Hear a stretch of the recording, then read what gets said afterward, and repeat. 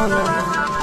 आगे तोर नहीं कसूर नहीं हमर कसूर गे दोनों के कैला जाऊ परवाना दूर गे